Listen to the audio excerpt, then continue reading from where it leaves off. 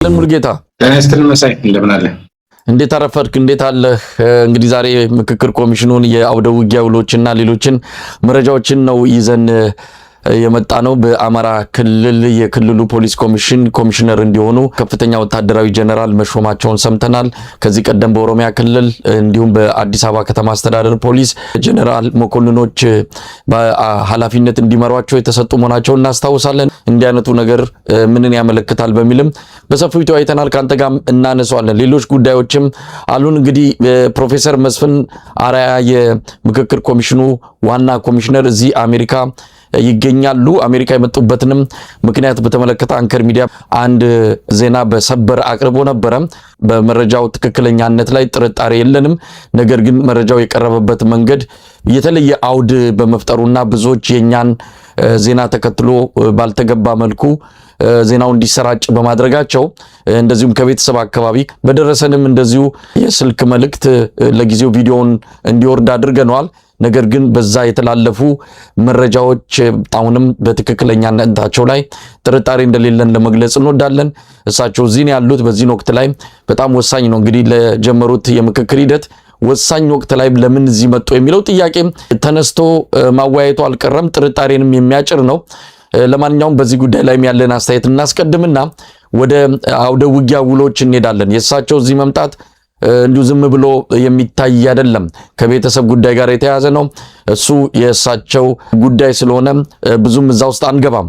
ነገር ግን ኮሚሽኑ ሂደቱን ለማጠናቀቅ ከጫፍ ደርሷል። በዚህ ወቅት ላይ የትኛውም የቤተሰብም ሆነ የግል ጉዳይ ቢኖርባቸውም እንኳን ወደ ሌላ ቦታ መሄድ ምን ያህል ለጥርጣሬ ክፍት እንደሚያደርግ እዛው ኮሚሽኑ አካባቢ ያሉ ሰዎች ጭምር በጥርጣሬ ነገሩን አንስተው መልእክት ልከውልናል። ለማንኛውም እንዴት አየው? ጉዳዩ በተወሰነ ደረጃ መነጋገሪያ ሆኗል።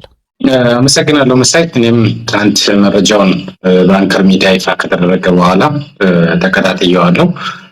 እሳቸው እንግዲህ የቤተሰብ ሀዘን ገጥሟቸው ወደ አሜሪካ አቅንተዋል የሚል መረጃ ነው በሰፊው የተሰራጨ ያለው።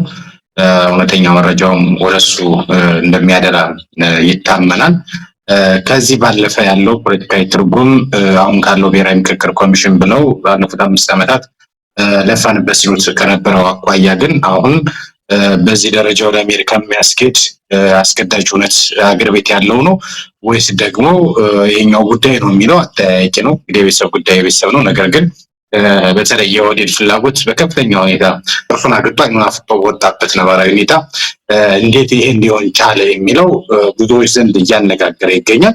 በነገራችን ላይ እኛም ብሔራዊ ምክክር ኮሚሽኑ ሐምሌ 8 ቀን 2018 ዓ.ም ይፋ ሲደረግ በወቅቱ 8 አጀንዳዎች ናቸው በሚል ይፋ ያደረጉት ግለሰብ ሄሩት ገብረስላሴ ናቸው በሚል በወቅቱ መረጃው ማጋለጣችን ይታወሳል። በተለይ በዚህ የምክክር ኮሚሽን በቀረቡት አጀንዳዎች ላይ እነ ፕሮፌሰር መስፍን አርአያ እንዳልተስማሙባቸው ጫና ውስጥ እንደነበሩ በወቅቱ ወደኋላ መለስ ብለው አድማጭ ተመልካቾቻችን ቢከታተሉት የሚያገኙት ሀቅ እንደሆነ ይታወቃል። እንግዲህ ዶክተር ሄሩት ገብረስላሴ ከላይ ሲታይ ኢትዮጵያዊነት ስም ያላቸው በተለይ ወዴድ ብልጽግና ለዚህ ዓላማ ለምን ፈለጋቸው በተለይም ደግሞ እሳቸውን እንዲፈጽሙና እንዲያስፈጽሙ ለምንድን ነው የተመረጡት ብለን ስናስብ በብሔር ኦሮሞ መሆናቸውን ታሳቢ ያደረገ እንደሆነ ይታወቃል። ሄሩት ገብረስላሴ ኦዳ ነው የሚባሉት። ኦህዴድ ብልጽግና ይሄንን ማዕከል አድርጎ ነው ይሄን አጀንዳ ለማስፈጸም ከፍተኛ ጥረት እያደረገ ያለው። ኦህዴድ ብልጽግና ሄሩት ገብረስላሴ ኦዳ በእሳቸው ለመተካት እሳቸው የተከራከሩ ነው ማለት አይደለም። ከዚህ በፊትም በተደጋጋሚ ብዙዎች ዘንድ ሲከራከሩበት የነበረ እውነት አለ። እሳቸው ይሄን ጉዳይ ያስፈጽማሉ በሚል በአብይ አህመድ ታምነው ሲሰሩ እንደነበር ይታወቃል። አሁን እሳቸውን ከዚህ ጨዋታ ወይም ደግሞ እጃቸውን እንደ ጲላጦስ የማጠፍ ፍላጎት አይደለም። ነገር ግን ከፍተኛ ጫና እንደነበረባቸው ይሄን መረጃ ማጋራት አስፈላጊ ነው። አገሪቱን በተለይ ይሄ ብሔራዊ ምክክር ኮሚሽን አገር ይበትናል፣ ከፍተኛ አደጋ በኢትዮጵያ ላይ ያመጣል። ብሔራዊ ምክክር ኮሚሽኑ ለኢትዮጵያ መፍትሄ ሳይሆን ተጨማሪ እልቂት፣ ተጨማሪ ጥፋት፣ ተጨማሪ አናርኪዝም ይፈጥራል እየተባለ እየተገለጸ ባለበት ወደ ማጠናቀቂያው እየመጣ እንግዲህ እሳቸው ናቸው ለ21 ቀን ነው እቅድ ይዘናል በ21 ቀን ውስጥ እናጠናቅቃለን ቢለው ከሐምሌ 8 ቀን ጀምሮ ሲያካሂዱ ነበርት ነው። እሱም አልበቃና 9 ቀን ጨምረን የ30 ቀን ነው ያካሄድን ያለ ነው ብሎ እንደዚሁ መግለጫ ሰጡ። እሱም አላበቃም።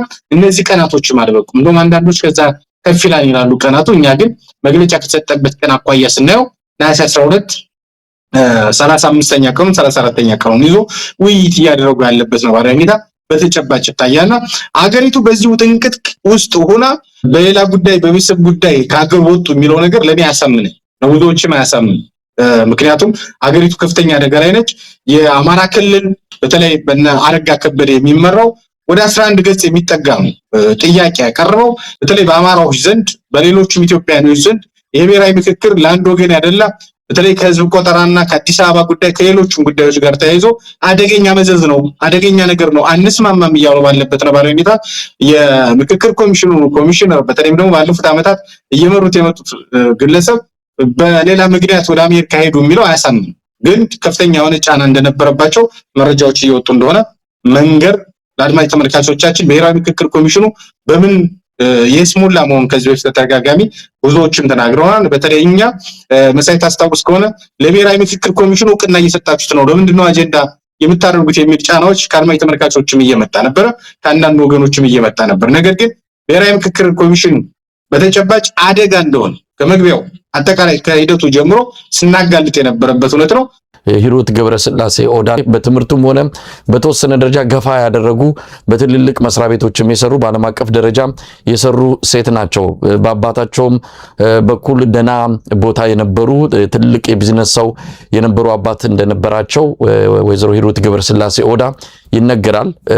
የመኢሶንም አባል እንደነበሩ ነው ከታሪክ ድርሳናቸው ለማወቅ የቻልነውና በቤተሰባቸውም በኋላ ታሪካቸውም ደና ቦታ የነበሩ ሴትዮ ዛሬ የአብይ አህመድ ተውኔት ዋና ገጸ ባህሪን ተላብሰው ሲጫወቱ ስናይ እንደው ሰው መጨረሻውን ለምን ያበላሻል? ቢያንስ እንኳን ትላንትናውን የራሱን የትላንትና ታሪክ ለምን እያጠፋ እያበላሽ ይመጣል የሚለውን ለመግለጽ ያህል ነው። እንደው ከፕሮፌሰር መስፍን አርአያ ጋር በተያዘ ሊመለሱ ይችላሉ፣ ይመለሳሉም ነው እስካሁን ባለው መረጃ። የቀብር ስነ ስርዓት የእህታቸው ከተከናወነ በኋላ ሐሙስ ዕለት ወደ አዲስ አበባ እንደሚመለሱ ነው የተገለጸው። እንዳልከው ምንም ይሁን ምን የግል ጉዳይም ይሁን የቤተሰብ ጉዳይ አሁን እሳቸው ከያዙት ኃላፊነት ሀገራዊ ኃላፊነት ነው። ምክክር ኮሚሽኑ ጠቀመም አልጠቀመም ልጋዊም ሆነም አልሆነም ባለው በብልጽግና ማዕቀፍ ሆነ በአገሪቱ ባለው አሁን ማዕቀፍ ይሄ ምክክር ኮሚሽን ትልቅ ቦታ የተሰጠው ነው። የዚህ ትልቅ ተቋም ዋና ኮሚሽነር ሆነው አንድ ሰው የራሱ ሰርግ እያለ የራሱን ሰርግ ትቶ ወደ ሌላ ክርስትና ድግስ ላይ እንደሚሄድ የሚታይ እኮ ነው። ይሄ እሳቸው ድግስ ነው። እሳቸው ባለመኖራቸው እዛው ተሰብሳቢው ጥያቄ ማንሳቱንም እየሰማን ነው። በተወሰነ ሰዓት ልዩነት እየመጡ ተወያዮችን ይጎበኙ ነበር። አሁን የሉም፣ ለቀናት አልታዩም። በዚህ የተነሳ ጥርጣሬን ጭሯል። በቅርቡ እሳቸው የሰጡትን መግለጫ ታስታውሳለህ። ኦህዴድ ብልጽግና የራሱን ጸጉረ ልውጥ ሰዎችን ወደ ኮሚሽኑ የስብሰባ አዳራሽ ባስገባ ጊዜም ቅሬታዎች ሲነሱ ወጥተው ለመገናኛ ብዙሃን መግለጫ ሰጥተዋል። አንቀበልም ብለዋል። ምናልባት እንዲህ አይነቱ ነገር ጫና የፈጠረባቸው ሊሆን ይችላል። ከአንዳንድ ወገኖችም እንደሰማነው በተደጋጋሚ መልቀቂያ አስገብተው አብይ አህመድ አንዴ በልመና አንዴ እጅ እየጠመዘዘ በኮሚሽኑ ኃላፊነት ላይ እንዲቆዩ አድርጓቸዋል። ተወደደም ተጠላም አሁን ያደረጉት ነገር በቤተሰብ ጉዳይም ይሁን በምን ከቦታው ዞር ማለታቸው ጥርጣሬ ቢፈጥር ስህተት አይደለም። በጉዳዩ እንደማያምኑበትም ሊያሳይ ይችላል። ይሄን በማመናችንና ይሄንን ደግሞ ሐሳባችንን በማካፈላችን ስህተት ተደርጎም ሊታይ አይገባም።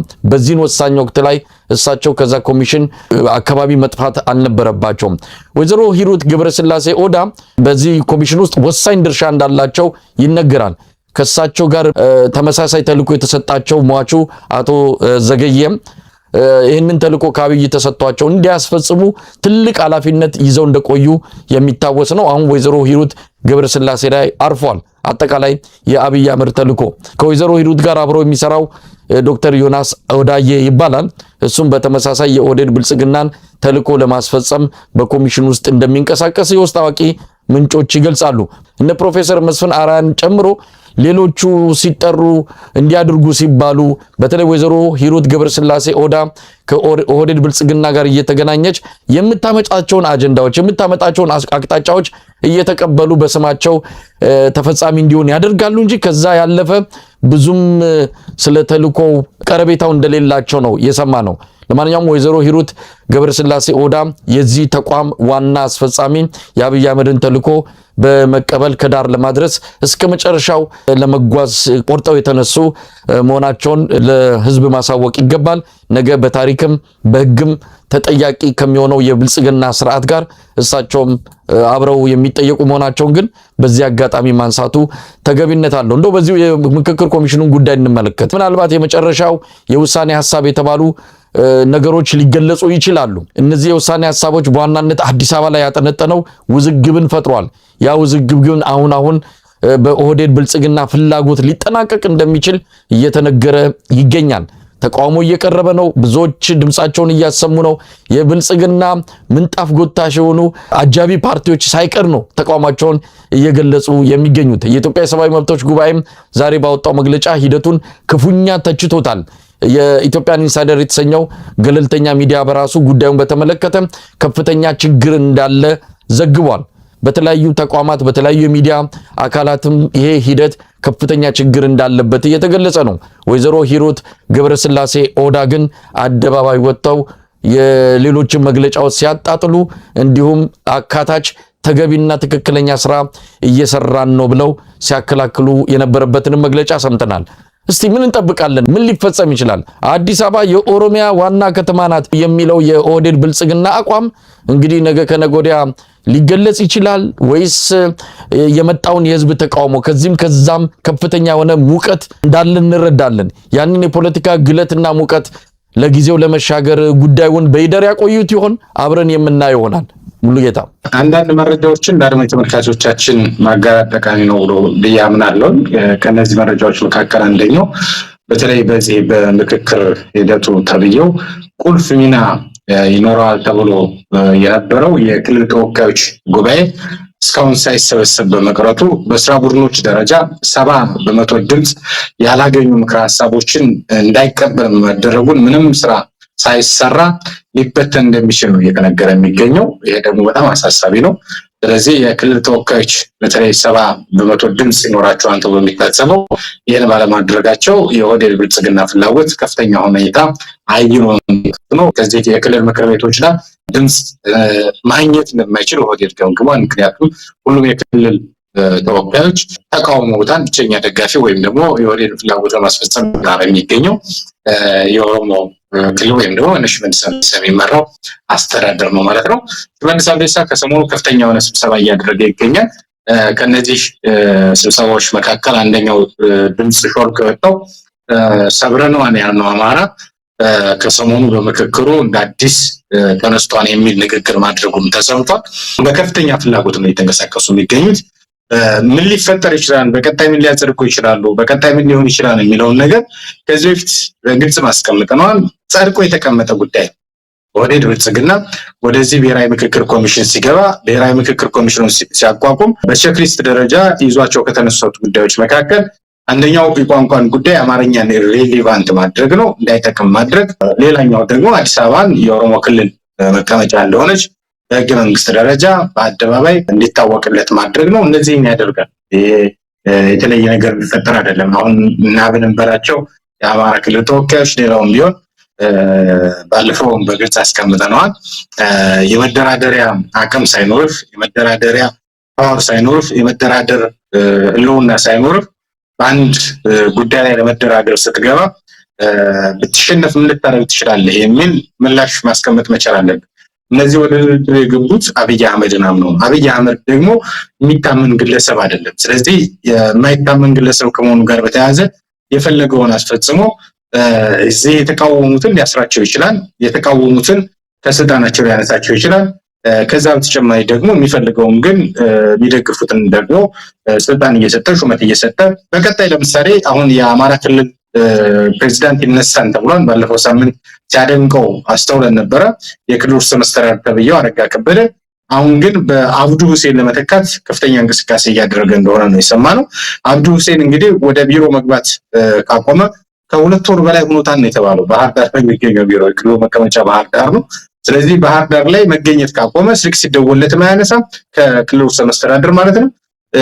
ሙሉ ለሙሉ ግንኙነቱን ከአማራ ክልል አቋርጦ ከኦህዴድ ሰዎች ጋር ነው አድርጎ የከረመው። እሱም የአማራ ክልል ፕሬዚዳንት በማድረግ የአማራ ህዝብ እንደ ህዝብ የተቀበለው ነው ተቀባይነት ያለው ነው በሚል በእሱ በኩል መግለጫ ለማሰጠት ነው ከፍተኛ ጥረት እየተደረገ ያለው። አሁን እንደው ለአድማጭ ተመልካቾቻችን ለሚከታተሉት በግልጽ ማስቀመጥ ያለብን እንደው ከባህዴን አንዱን ነጥሎ አንዱን ማሞገስ እንዳይሆን እንጂ ኢሚዲየት የአማራ ህዝብ ጥላት ሆኖ ለኦህዴድ ብልጽግና ገብሮ አማራውን የሚደራደርባቸውን የሚከራከርባቸው የሚዋይባቸውን ጉዳዮች አሳልፎ እየሰጠ የሚገኘው አብዱ ሁሴን እንደሆነ በግልጽ ማስቀመጥ ያስፈልጋል። አጠቃላይ ግን ኦህዴድ ብልጽግና በወይዘሮ ሂሩት ገብረስላሴ ኦዳ በኩል ሊያስፈጽም ያሰበውን ሁሉ የማስፈጸም አቅም እንዳለው ግን በግልጽ ማስቀመጥ ያስፈልጋል። እኛ ተከራክረን ነበር፣ ተወያይተን ነበር፣ ከአቅማችን በላይ ስለሆነ ነው። ከአቅም በላይ እንደሆነማ መጀመሪያውን ተነግሯል። ወደዚህ ሂደት ስትገባ አብይ አህመድ ለራሱ ስልጣን ለማመቻቸት ነው እስከ መስከረም 30 ፕሬዝዳንታዊ አስተዳደር ዘርግቶ ራሱን ፕሬዝዳንት አድርጎ ኢትዮጵያ በፈለገው መንገድ ወደ ፈለገው የገደል አቅጣጫ ለመምራት ነው ብለን ተናገር። አይ ይሄ አይደለም በሚል በተለያዩ በብልጽግና ሚዲያዎች እየቀረቡ ምክክሩ አሳታፊ ነው፣ አንተ ካምን ስለተወከልክ፣ አንተ ከባህዴን ስለተወከልክ፣ አንተ ከደቡብ ስለተወከልክ አሳታፊ ነው እያሉ ያንተን መገኘት ያንተን ስንቅ ፈጅነት ለማረጋገጥ አሳታፊ ነው ስትል ከርመ አሁን ግን ተጠልፏል ምትል የሚያዳምጥ የለም። ምክንያቱም የመጀመሪያው ጀምሮ ነው የተጠልፈው የብሔራዊ ምክክር ኮሚሽን ማለት እፈልጋለሁ። ይሄን ነው ማለት ሙልጌታ እንግዲህ የዚህ የምክክር ኮሚሽኑ የመጨረሻ የሚባል ነገር የለውም። በራሱ ሲቋቋም የውሳኔ ሀሳብ የማቅረብ ነው። የውሳኔ ሀሳቡ ለተለያዩ የመንግስት አካላት ይቀርባል። ለሚኒስቴሮች ምክር ቤት፣ ለህዝብ ተወካዮች ምክር ቤት፣ ለህግ አካላት እንደሚቀርብ ነው የተገለጸው። በዋናነት ለሚኒስትሮች ምክር ቤት ነው። ሚኒስትሮች ምክር ቤት ሰብሳቢ አብይ አህመድ ነው። አብይ አህመድ ጠረጴዛ ላይ የሚቀመጥ ይሆናል። ይህ ሁሉ 4 ዓመት 5 ዓመት የፈጀ ብዙ ቢሊዮን የሚቆጠር ብር የወጣበት ይህ ሂደት በመጨረሻም በአንድ ዶሴ አብይ አህመድ ጠረጴዛ ላይ ይቀመጥና አብይ አህመድ የፈለገውን መርጦ የሚወስንበትና እንዲጸድቅ የሚያደርግበት ሁኔታ ነው የተፈጠረው። ለማንኛውም ይህ ሂደት ለኢትዮጵያ ምንም የሚያመጣው ነገር የለም። ተጨማሪ ቀውስ ግን ሊያመጣ እንደሚችል እያየን ነው።